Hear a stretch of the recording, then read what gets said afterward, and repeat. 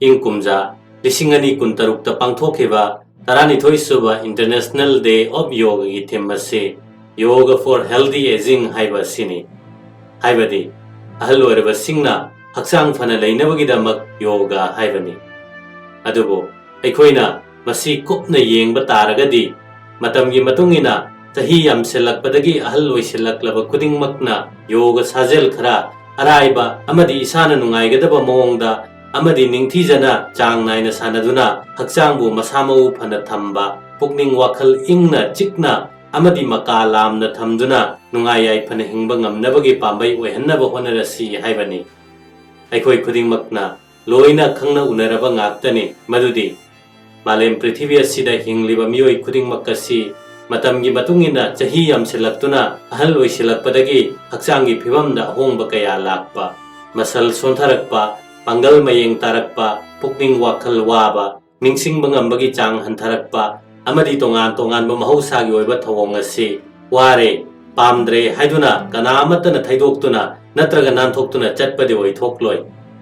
maram aduna asigumba nanthoknabagi pambai amatta leitraba phibam asibu yogagi pambaina karamna mayokna duna yamna nungai yai phaba punsi mahing amada hingba yagadage haibadu aikoi punna khangminaba mathau tai World Health Organization gi matungina chahi ahal oireba singna hakchang phana leiba haibasi kadaibu kaubage haiba taragadi hakchang gi leiriba tongan tongan ba mathau sing pangthokpa ngambagi chang phagat hanba amadi hena ahal oiselaklaba phawba madubu matam kuina ngaktuna thamba ngambagi thawong adubani tongan tongan ba sefong singi matungina Englishing ani yankai phawbada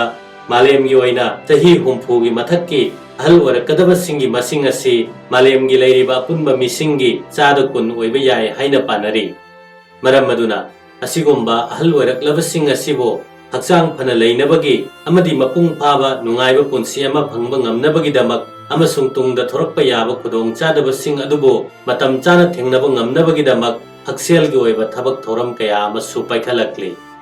haukiba sahi Englishing ani kungi December 13 da United Nations General Assembly na maruiba hiram marida hena mityeng thamduna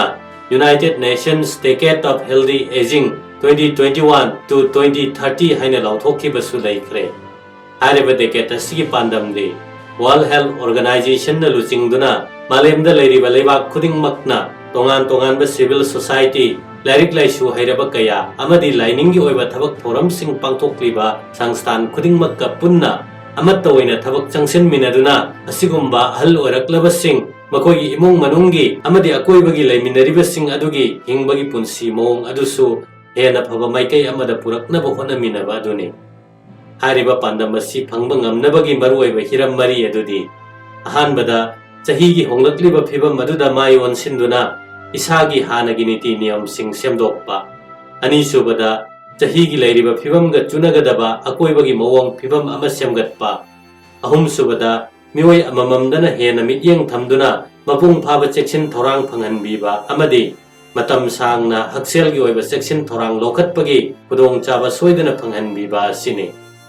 chahi ahal orakpa haibasi hingduna leiriba ikhoi khudingmakna nongma natraga nongmadi suksoi soidana thengnaragadaba mahusagi oiba thawong amani adubo aikoi ahal oiselakpa haibasi karamna oiselaklibano haibadu mamut tana khangjinba mathau tai tahi ahal oiselakpa haibasi tongan tongan ba phibam maram kaya amana punsilaga oirakpa suyai haibadi pari purina oihalakpa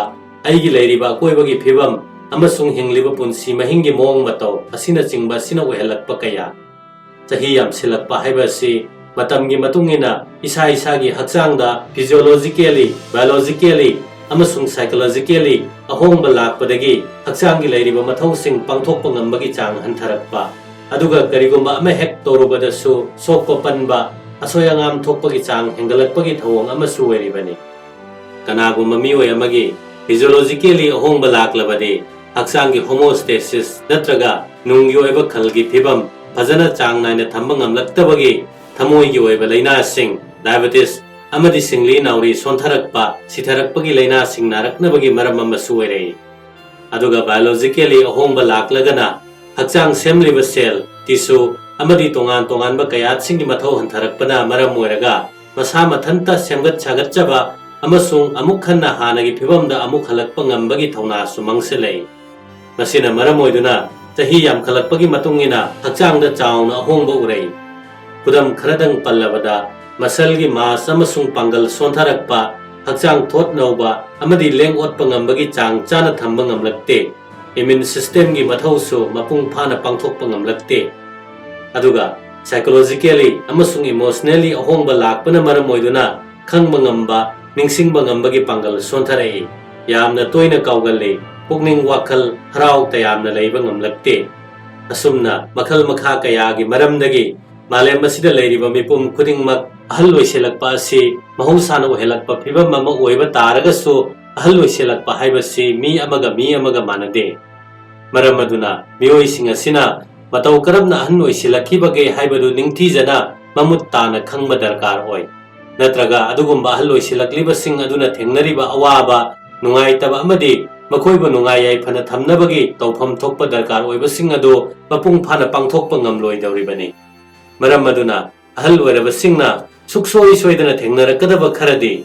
muscle mass mangsilakpa amasung pangal sontharakpa bone density hantharakpa hakchangi kayat singda phibam ahongba lakpa hakchangi thot naubagi amasung samnafamgi saruksing lengotpagi chang hantharakpa thamoigi mathosing tawba ngambagi chang hantharakpa mitna uba amadi taba ngambagi chang hantharakpa hakchangda sokpa panbadagi phagalakpa amadi hanagi phibamda hanjalakpagi chang hantharakpa tumba chaba ngambagi chang walakpa asumna ahal oirabasingi thengnariba awaba kaya asidagi kharada oirabasu koknaba lokhatpa yaba maru oibasingdi mapung phana nungaina punsi ama phanghannaba honaba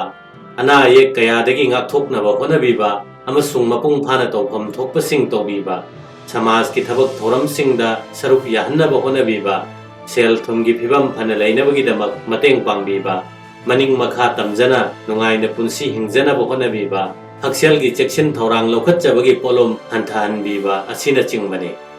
matamna purakpa ahongba kayana ngasidi yoga gi lamda khangbasi chang aduki matik hengatle haiba yai yoga haibasi pukninggi ithak ipom sing laksinduna masagi horakphambu khangbu ngamnabagi chatkadaba lambi loinana panthung phamduba phanglibamak adusuni yoga haiba sigi manungda tongan ba hiram kaya amasu yauri hairiba hiram sing asi chang naina leptana honaduna hakchang phana pukning laksinduna amatta oiba mahaktuda chap yungna lengdana thamduna aroiba pandamdu phangnaba honaba adubuni maram asina yoga hairibasi chumna khakki anaba layengnaba pathap ama oina loroidabani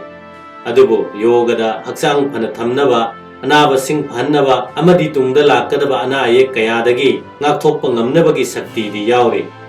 yoga gi leiriba hiram kaya sigi manungda mipum khudingmakna araiba mongda sanaba tawba yaba kharadang panba tarabadi asan pranayam bandha amasung mudra satkriya dhyan asina singba si tawba yai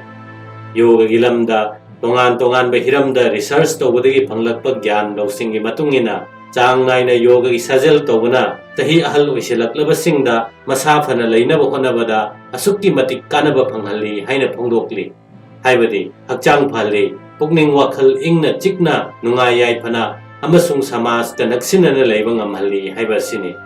aduga muksu yoga ga loinana punsigi khongchat asida chatminariba ahal oirabasinggi hakchang thot nawgi chang hengat halli pangal thona amasung khangba ngamba hengat halli hakchanggi khal chang naina thamba ngamhalli stress hanta halli loinana mapung phaba magul leiraba punsi mahing ama purakpa ngamhalli haibasisu thijinbadagi khangba ngamli yoga gi sajal sing sanabana hakchang thot nawgi chang hengat hanba masalgi mapangal hengat hanba hakchanggi phibam chumna thamba ngamhanba amadi hakchang pumba mapung phana phagat hanbana maram oiduna hakchanggi phibam se tungkoina phana thambatana tana hena su phagat halli maram aduna hal oirabasingna yoga gi sajal sing sanabada hakchanggi sontharuraba mathau sing phagalei tuba taba chokpa panbagi chang su hantahali amadi thamoigi hakselgi phibam su phagat hali masigi mathakta yoga gi sajal sing chang naina sanabana stress anxiety amasung depression su hantahali pukning wakhal nungaina leiba ngamhali thabak tawbada pukning hakchang changba ngamhali amadi tumba yadabagi awaba su kokhali ningsingba ngamba pukning changbaga loinana ahal oiraba matamda kaubagi changsu hantahali. Maram aduna ahal oirabasingna yoga gi karamba sajel sing sanagadage haiba adugi yoga gi maramda khang hairaba miyoi amadi yoga and naturopathy hospital sing da chatpiduna tana tiknabagi khudong chaba lawbiba yagani. Aroibada haijaning badi malemgi yoga gi numitna lakpa khaktada yoga sanabagi mahutta numit chahum humpumangani mak yoga sagonaduna leiduna ahan oiraba phauba hakchang phana nungai yai phana amadi magun leiba punsi ama hingba ngamnaba honaminarasi. Masa mau phaba miyoi amamam leibana masa mau phaba lamdam ama lebak ama amadi malem ama purakpa ngami madumak yoga na ngamhangani.